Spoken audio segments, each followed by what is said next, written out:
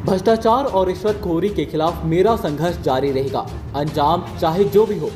यह बातें समाजवादी पार्टी के प्रमुख महासचिव मुमताज अली ने प्रेस कॉन्फ्रेंस के दौरान कही। मुमताज अली ने कहा कि वह पिछले 35 वर्षों से जुल्म, तानाशाही और राष्ट्रीय संपत्ति के लुटेरों के खिलाफ लड़ाई लड़ रहे हैं। यह संघर्ष आगे भी जारी रहेगा। उन्होंने धनबाद वन प्रमंडल के डीएफओ विकास पालीवाला और 20 वर्षों से पदस्थापित लेखपाल दीपक दास पर आरोप लगाते हुए कहा कि इनके संरक्षण में सैकड़ों अवैध आरएमएल, क्रशर और अवैध कोयला उत्खनन हो रहा है। मुमताज अली ने दावा किया कि इन भ्रष्टाचारों के खिलाफ शिकायत करने पर उनके खिलाफ फर्जी SC/ST एक्ट दर्ज करा दिया जाता है, लेकिन अदालत ने उनकी गिरफ्तारी पर रोक लगाते हुए उन्हें राहत दी है। उन्होंने कहा कि अदालत में सच्चाई की जीत हुई है और यह मामला उच्च न्यायालय तक ले जाएंगे। मुमताज अली ने कहा कि वह इस पूरे मामले को प्रधानमंत्री, मुख्यमंत्री और CBI, ED के समक्ष भी उठाएंगे। पालीवाल ने एक साजिश के तहत अपने कर्मचारी दीपक दास से हम पे झूठा मुकदमा SC/ST का 1 जुलाई को करवाया धनबाद थाने में। धनबाद थाने में जिस बैठक मीटिंग का, जिस धरने का वर्णन की गई है और हमारे भाषण को उल्लेखित किया गया है कि मुमताज अली ने अपने भाषण में मुझे जाति सूचक शब्दों कहा और मुमताज अली तख्ती लगा के बैठे थे, जबकि उस मीटिंग में मैं हूँ ही नहीं, उस धरना में मैं हूँ नहीं, वह धरना कार्यक्रम में था ही नहीं, चूँकि वह धरना भ्रष्टाचार मुक्त भारत संघर्ष मोर्चा का था। इनमें मैं उस धरना में हूँ नहीं। एक झूठी FIR लिखाई गई धनबाद थाने में। तो SC/ST एक्ट कहता है कि जांच के उपरांत केस रजिस्टर हो, लेकिन बिना जांच के हम पे केस रजिस्टर्ड हो गया धनबाद थाने में।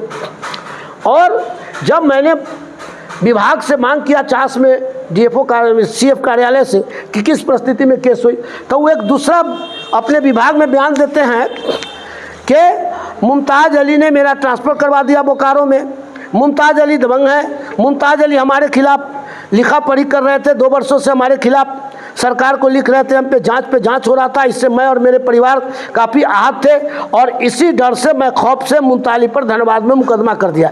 यानी थाने में कह रहे हैं कि माइक पर गाली दिया 1 जुलाई को, और यह लिख रहे हैं वो करीब, यह लेटर लिख रहे हैं वो 31/7/2025 को, 1/7 को लिख रहे हैं थाने में कि मुमताज अली मुझे गाली दिया माइक पर, और 31/7, 1 महीना बाद 31/7 को विभाग को लिख के दे रहे कि मैंने डर से मुकदमा कर दिया। हम चाहते हैं कि DFO विकास पालीवाल के अवैध संपत्ति की जांच हो और दीपक दास ने जो मुकदमा फर्जी किया हम पर, हम माननीय न्यायालय से जो भी आदेश होगा, माननीय न्यायालय के आदेश के बाद हम डिफॉर्मेशन में जाएंगे, मानहानि में जाएंगे और हाईकोर्ट जाकर DFO और दीपक दास के खिलाफ मैं जाऊंगा निश्चित रूप से, और 50 लाख का मानहानि का मुकदमा करूंगा।